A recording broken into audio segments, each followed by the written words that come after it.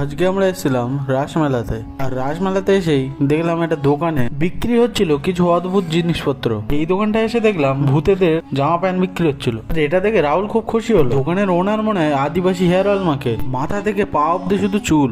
আর এই দোকানটা ঘেটাঘেটি করতে করতে আমার একটা বন্ধুর পছন্দ হয়েছিল সোনার ব্রেসলেট। দামটা প্রায় 45,000-এর কাছাকাছি। 45,000 টাকা আমার বন্ধুর কাছে কোনো ব্যাপার না। শীর্ষ মেলা এসে সেজেছিল ডানা কাটা পড়ি। আমি ডানা কাটা পরে আমি ডানা। কিছুদিন পর আমার দেখাশোনা, তাই দেখছিলাম কাপ প্লেটগুলোর দাম কত। এইদিকে আমার ছাত্রা বন্ধু বান্ধব গুলো দূরবীন দিয়ে দেখছে মেয়ে কোথায় আছে, আর একজন তার এক্স কে মারবে বলে জুতো কিনছিল এখান থেকে। আর এইদিকে মেলায় পাওয়া যাচ্ছিল কম দামের মধ্যে AK-47। মেলায় আবার জলজ্যান্ত সাপও বিক্রি হচ্ছিল। আর এইদিকে আমার বন্ধু তার বউকে শাসন করবে বলে কিনছিল একটা দামি বেল্ট। আজকে তো বউকে খেলাবো। খিদে পেয়ে গেছিল, তাই ঢুকলাম চায়না চিংচুং রেস্টুরেন্টে। এখানের খাবার এতটাই সুস্বাদু যে আমার বন্ধু হাড়ও চেটে পুটে খেয়ে নিচ্ছে। এবার আমার বাড়ি যাওয়ার সময় হয়ে গেছে, এবার আমি যাবো বাড়ি, না হলে আজকে লাঠি পড়বে।